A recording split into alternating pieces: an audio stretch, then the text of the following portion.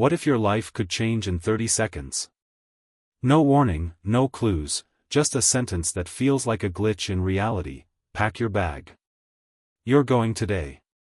She was late for work again. The bus hissed away without her, like it did every Monday, as if punishing her for dreaming too long while brushing her teeth.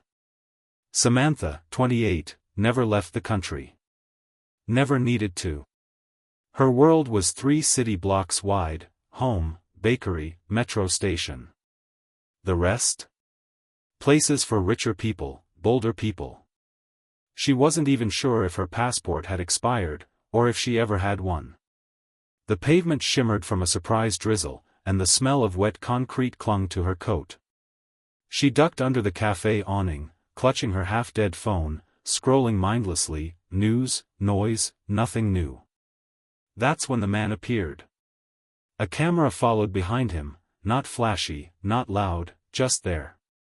He wore a blue hoodie, eyes alert but kind, and walked right up to her like he knew her whole story. "Hi. Quick question," he said, almost casually. "If you could go anywhere in the world, right now, where would it be?" Samantha blinked. "What?" "Anywhere," he repeated, smiling. "Dream country. First place that comes to your mind."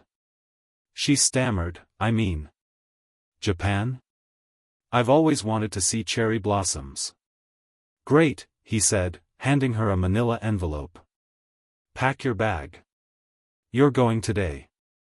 Most people dream of escape. She just got handed a ticket to it, literally. But is she ready to step into a life that isn't hers? And what does it really mean to chase a dream that fast? She opened the envelope with shaking hands. Inside. A plane ticket. A hotel reservation in Tokyo. A brand new passport with her photo already inside. And a note: "You've never left before. Let's change that. The car is waiting." The camera kept rolling, but everything else stood still. Pedestrians blurred by. Her breath fogged. And that was the moment, not the envelope, not the ticket. But the look in her eyes. Something cracked open behind them. Not disbelief. Not fear. Just wonder. Samantha didn't say, "Some people board planes. Others board versions of themselves they've never met." Today, Samantha was doing both, and she didn't even pack her own bag. The airport was too clean. Too bright. Too overwhelming. Samantha stepped onto the shiny floor like she was trespassing in a dream. She had been in malls before, hospitals, even large train stations, but this was different. This wasn't about leaving the city, this was about leaving herself. Every announcement from the overhead speaker made her flinch slightly. Gates opening. Zones boarding. Passengers last calling.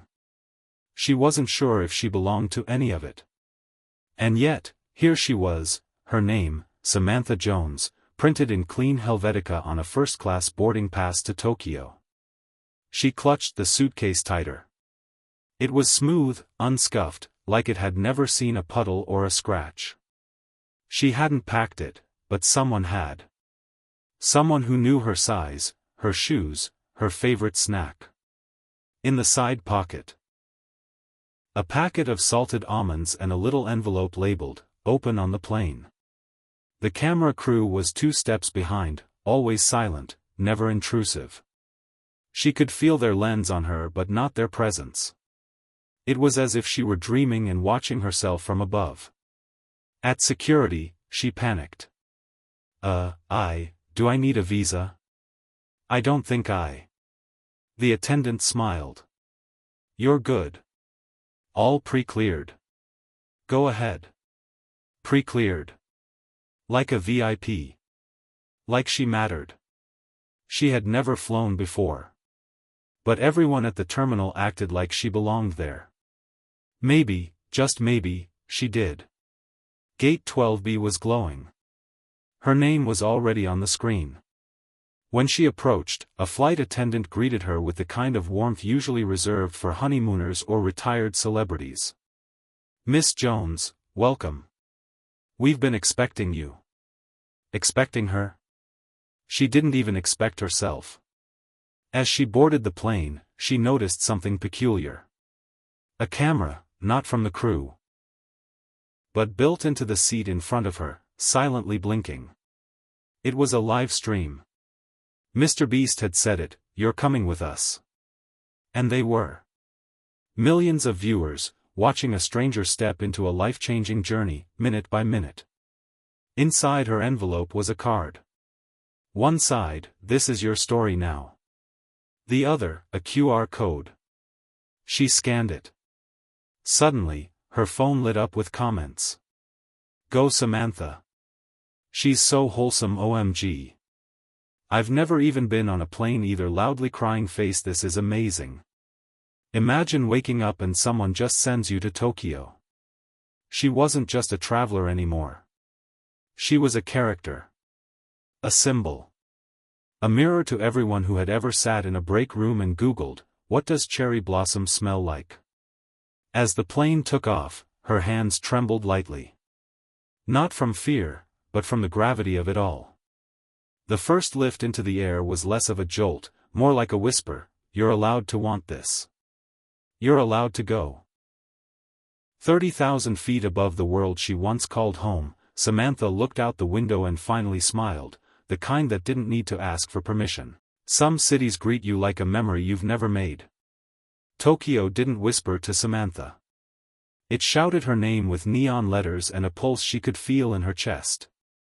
The plane had landed at dawn, but Tokyo didn't do quiet hours. Even the sunrise here seemed animated, like it had been digitally enhanced, brighter than real life, louder than the wind. Samantha stepped out of Haneda Airport expecting jet lag, confusion, maybe even fear. Instead, she was swallowed by something much stranger, belonging. She didn't know the language. She didn't recognize the signs.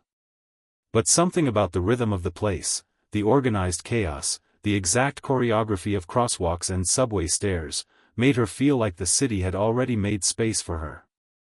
Outside the terminal, a black car was waiting. Sleek, reflective, with a tiny LCD screen in the window that flashed her name. Inside, a driver in a suit, a chilled bottle of water, and a small envelope on the leather seat that read simply, "Your mission begins now." This wasn't just a vacation. It was a story being written in real time, and she was the main character. The driver spoke no English, but he smiled with his eyes every time she looked in the mirror. The city began to rise around them like a hallucination, vending machines selling hot ramen, corner shops blasting J-pop, skyscrapers wearing LED skins. They pulled up to a hotel that looked more like a spaceship.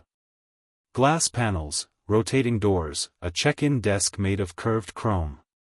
At the reception, her name was already in the system. No ID. No signature. Just a nod, a keycard, and a view of Tokyo Tower from the 31st floor. Her room wasn't just a room. It was a command center. Screens lined the walls, each broadcasting a different live stream, her arrival, her walk through Shibuya, her moment on the plane. The audience was there, still cheering. The world had made her a protagonist. The camera wasn't behind her anymore, it was with her. On the bed. A Tokyo City guide. Only 3 locations were circled. Underneath the map, a sticky note. Complete all 3 before sunset. No explanations. Just trust us. She took a breath and stepped into the city like she had a purpose. First stop, a quiet Shinto shrine hidden in the side streets of Harajuku. There, she was greeted not by monks or tourists, but by a single woman holding a paper crane. "This," the woman said in broken English, "is for someone who believes." The paper crane had a QR code on its wing. Samantha scanned it. A clue. A riddle. A message from MrBeast himself. The world is full of people who have never been seen. Be the one who sees them. Your next location is where old dreams become new pictures. It led her to Akihabara. Not to the neon signs or the tech shops, but to a quiet photo booth, wedged between two arcades. She entered. The booth came alive, screen flickering. Instead of filters or stickers, it asked her just one question. What have you always wanted to be? She typed, free. Click. A photo printed instantly, her face, unfiltered, eyes wide open. On the back, the address of her final destination. Last stop, a rooftop garden atop a quiet building in Roppongi. There, under paper lanterns and a purple sky, stood a man in a Beast hoodie. He turned. It was him. MrBeast. Not a cardboard cutout. Not a recording. The real deal. I told you, he said, smiling. You're not just here to visit Tokyo. You're here to remember what it feels like to be alive. He handed her a final envelope. Inside, a handwritten note. You came here thinking you were no one. The truth is, people like you make the world worth filming. As the sun dipped below the skyline, Samantha stood at the edge of the rooftop, Tokyo glittering beneath her, and she whispered to no one in particular. I was here. I mattered. I saw myself. Some journeys change your address. Others change your DNA. Samantha didn't just leave Tokyo with souvenirs, she left with a new operating system inside her. The flight home was a blur of stars, tray tables, and half-slept dreams. For the first time in her life, Samantha didn't want the plane to land. Not because she feared what was waiting, but because she finally understood what it meant to belong somewhere that used to live only in dreams. Her passport was still warm from the ink of a country she never thought she'd see. But more than that, something else had changed, the world had watched her become someone new. And she wasn't ready to go back to being invisible. The plane touched down. Reality returned, same street signs, same crosswalks, same apartment door that always stuck halfway open. But inside Samantha, nothing was the same. Ari Hook. What happens when someone who was never noticed suddenly becomes unforgettable? When she opened her apartment door, something was different. A box. No return address. On it, a single sticker. Luggage, you went. Now share it. Inside, a camera, a tiny lav mic, and a phone with a single app installed, broadcast. The instructions were handwritten. You don't need to wait for someone to change your life again. Now you do that for someone else. You have 72 hours. Go. She blinked. Was this a challenge? A sequel? A continuation of the same game? She pressed start. The next 72 hours were a blur. She found an old man on the subway who drew birds in his notebook and hadn't left the city in 20 years. She bought him a bus ticket to the beach. He cried in the sun like it was church. She met a single mom delivering groceries at midnight, walking uphill with a toddler asleep in a carrier. She called a friend with a car and got her home, and left a stroller on her porch before sunrise. She paid for a laundromat's worth of strangers' clothes. She asked a woman crying at the DMV if she needed a ride. She did. She didn't just tell stories. She became one. On the third day, her phone buzzed. New incoming video call, MrBeast. She froze. The screen lit up with his face. Samantha, he said, you were never supposed to stay invisible. You just needed a mirror. And now? You are one. Her footage had already gone viral. People called it the kindness loop. They didn't know it started with a ticket to Tokyo. They just knew someone, a girl who once thought nothing ever happened to her, had become the spark for thousands of small, seismic moments across the world. MrBeast grinned. You know what happens next? She shook her head. He leaned forward. You pick the next person. You pack their bag. You send them. He logged off. Her camera stayed on. Samantha stood at her window, the same window she used to stare out of for hours, thinking life was something that only happened to people on YouTube. Now, she was one of those people. She picked up her backpack, pulled out the envelope with the Tokyo map, and flipped it over. Blank. No instructions. This time, the map was hers to draw. She opened a new envelope. Wrote a name on it. And smiled. Luggage, pack your bag. If you enjoyed this video, don't forget to like, share, and subscribe for more stories that move the world. Thanks for watching.